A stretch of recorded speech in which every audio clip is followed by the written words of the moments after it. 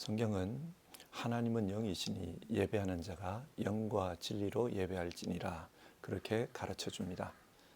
예배는 영이신 하나님과의 영적인 교제를 나누는 것입니다. 그런데 어떻게 영적인 교제를 나눌까요? 우리에게는 이 문제가 중요합니다. 그래서 오늘 말씀을 읽고 묵상하는 가운데 하나님과의 영적 교제에 대해 함께 생각해 봅시다. 먼저 사도신경으로 우리의 신앙을 고백한 후 성경 말씀을 살펴보겠습니다. 나는 전능하신 아버지 하나님 천지의 창조주를 믿습니다. 나는 그의 유일하신 아들 우리 주 예수 그리스도를 믿습니다. 그는 성령으로 잉태되어 동정녀 마리아에게서 나시고 본디오 빌라도에게 고난을 받아 십자가에 못 박혀 죽으시고 장사된 지 사흘 만에 죽은 자 가운데서 다시 살아나셨으며 하늘에 오르시어 전능하신 아버지 하나님 우편에 앉아 계시다가 거기로부터 살아있는 자와 죽은 자를 심판하러 오십니다.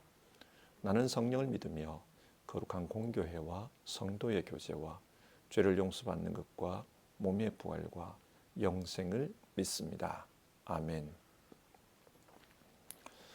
오늘은 출애굽기 30장 1절부터 6절까지의 말씀을 읽겠습니다. 너는 분향단을 만들 때 아카시아 나무로 만들어라. 길이가 한 자요 너비가 한 자인 네모난 모양으로 만들고 높이는 2자로 하고 그 뿔과 단은 하나로 이어 놓아라. 그리고 너는 그 단의 윗면과 내 옆면과 뿔을 순금으로 입히고 그 가장자리에 금태를 둘러라. 또 금고리 2개를 만들어 그 금태 아래 양쪽 옆에 붙여서 그것을 들고 다닐 채를 끼울 수 있게 하여라. 너는 아카시아 나무로 채를 만들고 거기에 금을 입혀라. 너는 분향단을 증거계 앞 곧 증거판을 덮고 있는 속죄판 앞 휘장 정면에 놓아두어라. 거기 그 속죄판에서 내가 너를 만날 것이다. 아멘. 출애굽기 30장은 성막에서 사용될 여러 도구들에 대한 말씀입니다. 먼저 1절에서 10절을 보면 분향단에 대한 말씀이 나옵니다. 분향단은 성소 맨 안쪽에 중앙에 위치시키는 제단으로 향을 피우는 곳입니다. 성막 안에서 향을 피우는 1차적인 목적은 하나님의 임재를 나타내기 위해서입니다. 성막 안에 들어갔을 때 향의 연기가 가득하다고 생각해 보십시오. 구름 기둥, 불 기둥으로 임재하셨던 그 하나님의 임재를 생각하게 됩니다. 향의 냄새가 가득할 때 제사장은 그 향의 냄새를 맡으면서 경건함을 느낍니다. 그리고 여기에 하나님이 계시는구나, 그런 느낌으로 하나님을 예배할 수 있습니다. 향은 하나님의 임재를 상징적으로 나타내기 위해 주어진 물건이고 그 분향단을 통해서 하나님의 임재를 상징하게 합니다. 그리고 향은 성도들의 기도를 상징합니다. 요한계시록 8장 3절과 4절에 이런 말씀이 기록되어 있습니다. 또 다른 천사가 와서 금향로를 들고 제단에 섰습니다. 그는 모든 성도의 기도에 향을 더해서 보좌 앞 금제단에 드리려고 많은 향을 받았습니다. 그래서 향의 연기가 성도들의 기도와 함께 천사의 손으로부터 하나님 앞으로 올라갔습니다. 이 말씀에 따르면 금제단에 드리는 향은 성도들의 기도를 상징합니다. 하나님께서 성도들의 기도를 그 향의 연기처럼 그렇게 받으신다는 겁니다. 그래서 향을 피울 때 아무런 향이나 피우면 안 되고 하나님께서 정해주신 향만 피워야 한다, 그렇게 말씀합니다. 이것은 하나님께서 우리의 순전한 기도를 원하신다는 의미이기도 합니다. 1년에 한 번씩 그 분향단에 속죄의식을 하라고 합니다. 왜 1년에 한 번씩 속죄의식을 해야 할까요? 인간이 타락한 마음으로 잘못된 내용, 부정한 내용으로 기도할 수도 있습니다. 예를 들어 하나님 앞에 기도할 때 나의 유익을 위해서 다른 사람에게 손해를 끼치는 그런 기도를 할 수 있습니다. 나와 경쟁하는 사람에게 잘못된 일이 일어나기를 바라는 마음으로 기도할 수도 있습니다. 이런 기도는 내 입장에서는 옳은 기도가 될지 모르지만 하나님 입장에서는 그렇지 않습니다. 그래서 분향단의 속죄의식을 행하며 한번 좀 생각해 보라는 것입니다. 정말 나의 기도가 하나님 앞에서 하나님이 기뻐하시는 기도인지 아니면 인간적인 탐욕의 냄새가 짙은 기도인지 돌아보라는 것입니다. 어떤 설교를 듣다 보니까 그 사람의 아침 기도가 어떠했는지 그것이 그 사람의 하루를 좌우한다고 했습니다. 기도하지 않는 영적 게으름, 그리고 탐욕으로 찌든 기도, 그런 기도로 하루를 시작하면 그 사람의 삶이 어떠할까요? 삶을 무질서하게 만듭니다. 그래서 신앙으로부터 멀어진 그런 삶을 살게 됩니다. 다른 사람에 대한 분노와 짜증, 그리고 자기 자신에 대한 무한한 연민과 자기애, 이런 것이 마음을 지배하게 됩니다. 그러면 그 사람의 마음속에는 하나님의 평강이 임하는 것이 아니라 혼란함이 더해집니다. 하나님의 역사가 나타날 수 없습니다. 여러분, 하나님께서 왜 성막 안에서 향을 피우라고 하셨는지 다시 한번 생각해 봅시다. 향은 하나님의 임재를 나타냅니다. 뿐만 아니라 우리의 기도를 상징한다고 했습니다. 하나님께서 우리 가운데 임재하시고 우리가 기도로 하나님 앞에 나아가는 것입니다. 그렇게 함으로써 하나님과의 영적 교제가 이루어집니다. 이 만남 속에서 하나님은 우리와 임마누엘의 삶을 살기를 원하시는 겁니다. 그런데 기도하지 않는다면 어떻게 임마누엘이 이루어지겠습니까? 우리가 탐욕으로 찌든 그런 기도를 드린다면 어떻게 하나님과 온전한 만남이 이루어질 수 있겠습니까? 오늘 아침 이 말씀을 통해서 우리의 기도 생활에 대해서 다시 한번 생각해 봅시다. 그리고 두 번째로 하나님은 성막 세금에 대해서 말씀하십니다. 모든 이스라엘의 인구를 조사해서 각각 반세겔씩 성막 세금을 내게 하라고 하십니다. 이 세금은 성막을 유지하는 유지비로 사용될 것입니다. 그런데 12절을 보면 이 세금이 자기 목숨값으로 바치는 속전이라고 말합니다. 속전이 무엇입니까? 하나님은 이스라엘 백성을 이집트에서 이끌어낼 때 죽음의 천사로부터 이스라엘 백성을 건져주셨습니다. 그래서 이스라엘 백성은 죽지 않고 살았습니다. 이에 대해 값을 치르는 것, 그것이 속전입니다. 한 사람당 얼마의 속전을 지불하라고 합니까? 반세겔입니다. 부자라고 해서 더 낼 수도 없고 가난하다고 해서 덜 낼 수도 없습니다. 왜 그렇습니까? 모든 사람의 생명은 똑같이 소중하기 때문에 똑같은 값을 치르라는 겁니다.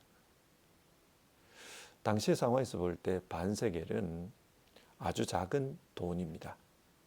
하나님은 한 사람의 생명을 구원하신 것에 대해서 큰 대가를 지불하라고 하지 않습니다. 작은 돈으로 누구든지 지불할 수 있게 하십니다. 이것은 은혜입니다. 누구든지 하나님 앞에 속전을 낼 수 있도록 배려해 주신 것입니다. 그리고 이 속전으로 하나님의 집을 관리하라고 합니다. 성경에서 성막은 예수 그리스도를 상징합니다. 그리고 그 예수 그리스도의 몸이 성전입니다. 신약 성경에는 헌금에 대한 가르침이 나옵니다. 교회를 돌보고 유지하기 위해 헌금이 필요하기 때문에 헌금에 대해서 가르치는 겁니다. 우리가 이런 헌금에 대한 이야기를 또 설교를 이야기를 나누거나 설교를 듣다 보면 마음에 부담이 생길 수도 있습니다. 그러나 우리를 구원해 주신 주님의 은혜에 감사하는 마음으로 내가 헌금하면 그것이 바로 오늘 성경이 말하는 속전을 갚는 것입니다. 하나님은 이 세상을 통치하는 세상의 주권자이십니다. 그래서 이 세상 모든 것의 주인이시기도 합니다. 그러나 이스라엘 가운데 있는 성막은 하나님께서 관리해 주시는 것이 아니고 이스라엘 백성에게 스스로 관리하라고 합니다. 사람들은 이렇게 성막을 돌보는 가운데 하나님의 집을 보수하는 가운데 하나님과의 영적 교제를 나눌 수 있기 때문입니다. 아무런 책임 없이 그저 신앙하는 것은 참된 은혜에 대해 보답하는 그런 신앙이 아닙니다. 하나님께서 우리에게 요구하시는 것, 그것을 행하는 가운데 하나님의 은혜를 생각하고 그 은혜에 반응하는 것이 중요합니다. 그때에 참된 영적 교제가 이루어집니다. 세 번째로 물두멍에 대한 이야기가 나옵니다. 이 물두멍은 제단과 회막 사이에 두라고 합니다. 여기에 물두멍을 두는 이유는 하나님 앞에 제물을 바칠 때나 또는 회막에 들어가서 일을 볼 때 제사장들로 하여금 손과 발을 씻게 하기 위해서입니다. 하나님 앞에 서는 것은 거룩한 일입니다. 그렇기 때문에 자신을 깨끗이 해서 하나님 앞에 나아가야 된다는 겁니다. 자, 이 말씀은 오늘 우리로 하여금 하나님 앞에서 어떻게 예배해야 하는지를 가르쳐 줍니다. 하나님 앞에 예배할 때 몸과 마음을 성결하게 해야 합니다. 하나님께서 거룩하신 분, 성결하신 분이기 때문에 그분을 만나러 가는 우리도 거룩한 마음, 성결한 몸으로 나아가야 합니다. 일주일의 삶을 세상 속에서 살다 보면 생각의 죄, 입술의 죄, 또 행동의 죄를 지을 수가 있습니다. 그렇기 때문에 하나님 앞에 나아갈 때 깨끗이 씻는 것이 요구됩니다. 그런데 어떻게 깨끗하게 하나님 앞에 나아갈 수가 있습니까? 우리의 노력으로는 죄를 씻을 수가 없습니다. 예수님 외에는 다른 방법이 없습니다. 사람들에게 예수 보혈로 깨끗해져야 한다 이런 말을 하면 그것이 식상하게 들릴 수 있을지 모릅니다. 그러나 진짜 죄가 무엇인지를 알고 죄책감에 시달려 보면 예수 십자가가 얼마나 중요한지를 알게 됩니다. 죄의 무게가 자신의 마음을 짓누르는 것을 경험해 보면 십자가 보혈이 얼마나 중요한지를 알 수 있습니다.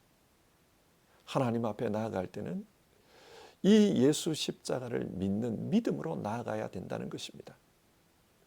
이 예수 십자가를 믿는 믿음이 없이는 하나님과의 영적 교제가 불가능합니다. 오늘 우리가 어떻게 하나님 앞에 나아가야 하는가? 예수 십자가로 나아가라는 겁니다. 네 번째로 향유와 향에 대한 말씀이 나옵니다. 하나님 앞에서 분향단에서 향을 태울 때 아무런 향이나 태워서는 안 된다고 합니다. 향유도 마찬가지입니다. 회막 안에 있는 모든 기구들을 성결하게 할 때, 또 제사장과 그 제사장의 아들들을 성결하게 할 때 이 향유를 사용하게 되는데 이 향유는 아무런 향유로 사용해서는 안 된다는 거예요. 하나님께서 정해주신 향유를 사용해야 합니다. 우리가 성경을 읽다 보면 왕과 제사장 그리고 선지자를 임명할 때 머리에 기름을 붓는 것을 볼 수 있습니다. 그때 붓는 기름, 이것이 향유입니다. 자, 그러면 이 향유와 향을 통해서 하나님은 우리에게 무엇을 교훈하는 것입니까? 하나님은 영이십니다. 우리 눈에는 보이지 않지만 영으로서 이 세상에 계십니다. 그리고 그 하나님께서 눈에 보이는 사람을 만드셨습니다. 자, 눈에 보이는 이 사람이 어떻게 하나님 앞에서 거룩해집니까? 하나님이 임재하심으로 거룩해집니다. 그것이 성경이 말하는 향유를 붓는 행위입니다.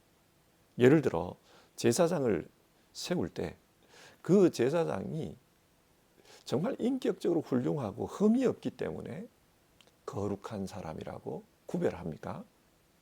아닙니다. 출애굽기 32장에 나오는 아론을 생각해 보십시오. 그는 제사장으로 뽑혔지만 금송아지를 만드는 그런 죄를 짓고 맙니다.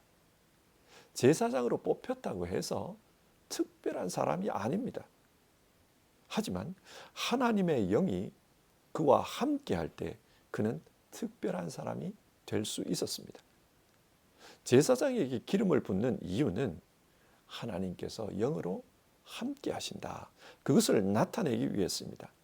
이처럼 하나님의 영이 함께 하실 때 그때 평범한 사람도 거룩한 사람으로 변화될 수 있습니다. 이것은 신앙에서도 적용해 볼 수 있습니다. 교회에 와서 예배드리고 함께 봉사하는 것, 이 모든 것도 따지고 보면 사람이 하는 행동입니다. 사람이 설교하고 사람이 기도하고 사람이 찬송합니다. 여기에 하나님의 영이 함께 하시지 않으면 그것은 그냥 사람의 일입니다. 그러나 하나님의 영이 임하시면 그 모든 것은 거룩한 하나님의 일이 됩니다. 지금 성경이 말하는 향유와 향은 바로 이런 것입니다. 하나님께서 인간이 만들어 놓은 그런 물건 위에 영으로 임하심으로 말미암아 그것이 거룩한 성물이 되었다. 그것을 말합니다. 자, 오늘 말씀을 한번 정리해 봅시다. 여러분, 하나님께서 왜 성막을 지으라고 했습니까? 자기 백성과 함께 살기 위해서입니다. 하나님의 소원은 자기 백성과 임마누엘 함께 사는 것입니다. 그래서 자기 백성이 거주하는 그 주거지 한가운데 성막을 세우라고 했습니다. 하나님은 그곳에서 자기 백성과 함께 살면서 자기 백성을 만나기를 원하시는 것입니다. 어떻게 만납니까? 예배를 통해서 만납니다. 사람은 하나님의 집에서 예배하는 가운데 하나님이 어떤 분인지를 알게 됩니다. 왜냐하면 하나님께서 모든 성막의 도구들의 영적인 의미를 부여하셨기 때문입니다. 분향단을 통해서 기도가 무엇인지를, 또 물두멍을 통해서 거룩하게 하나님 앞에 나아가야 된다는 것을, 또 향유를 통해서 하나님의 영적 임재를 그렇게 우리에게 말씀하셨습니다. 영적인 의미가 있습니다. 그 의미를 이해하고 하나님 앞에 예배하면은 그 예배는 영적인 만남이 이루어지는 예배가 될 수 있습니다. 성막의 모든 도구는 궁극적으로 예수 그리스도, 우리 주님을 상징합니다. 하나님은 하나님의 집에서 예배하는 가운데 예수 그리스도를 알아가기를 원하십니다. 기도하는 가운데, 찬송하는 가운데, 말씀을 듣는 가운데 예수 그리스도를 알아가기를 원하십니다. 성도 여러분, 오늘 하루도 예배하면서 하루를 시작하는데 이 예배의 핵심은 예수 그리스도를 아는 것임을 기억하십시다. 그리고 기도하는 가운데서도, 또 하나님 앞에 찬송하는 가운데서도 예수 그리스도를 아는 것이 중요하다는 것, 그것을 기억합시다. 우리가 예수님을 아는 방법은 우리의 기도 가운데, 우리의 말씀 묵상 가운데, 또 우리의 찬양 가운데 주님이 영적으로 임하실 때 가능합니다. 그 영적 임재 가운데서 우리는 예수 그리스도를 알아갈 수 있고 또 만날 수 있습니다. 오늘 하나님 앞에 예배하는 가운데 하나님, 나의 예배를 통해 하나님과의 영적 만남이 이루어지게 하여 주시옵소서. 그리고 이 만남 가운데 예수 그리스도가 어떤 분인지를 알게 하여 주시옵소서. 예수님을 알므로써 하나님과의 더 깊은 그런 영적 교제로 나아갈 수 있도록 도와주시옵소서. 우리 그렇게 기도하고 하루를 시작합시다. 기도하겠습니다. 하나님, 오늘은 성막 안에 있는 여러 도구를 통해 하나님과의 영적 교제에 대해 생각해 보았습니다. 성막 안에 있는 여러 도구들은 하나님께서 신앙적인 의미들을 부여해 주셨다는 것을 알게 됩니다. 그리고 그 신앙의 의미의 핵심에는 예수 그리스도가 계시다는 것을 알게 됩니다. 하나님, 예배할 때 우리의 행동, 우리의 행위에 집중하지 않고 예배를 통해 예수 그리스도를 더 알아가는 것, 또 예수님과의 영적 교제에 집중할 수 있도록 도와주시옵소서. 그래서 영이신 하나님과의 영적 교제가 우리 가운데 실현될 수 있도록 역사해 주시옵소서. 하나님, 우리 가운데 어려움을 겪고 있는 이들을 기억해 주옵소서. 주님의 도우심이 필요한 이들을 기억해 주옵소서. 그분들의 삶 속에 주님의 임재가, 주님과의 영적 교제가 일어나기를 바랍니다. 그래서 주님으로부터 힘을 얻고 주님이 주시는 위로를 경험할 수 있도록 도와주시옵소서. 우리 주님 예수님의 이름으로 기도드립니다. 아멘. 주기도문 하심으로 아침 예배를 마치겠습니다. 하늘에 계신 우리 아버지, 아버지의 이름을 거룩하게 하시며 아버지의 나라가 오게 하시며 아버지의 뜻이 하늘에서와 같이 땅에서도 이루어지게 하소서. 오늘 우리에게 일용할 양식을 주시고 우리가 우리에게 잘못한 사람을 용서하여 준 것 같이 우리 죄를 용서하여 주시고 우리를 시험에 빠지지 않게 하시고 악에서 구하소서. 나라와 권능과 영광이 영원히 아버지의 것입니다. 아멘.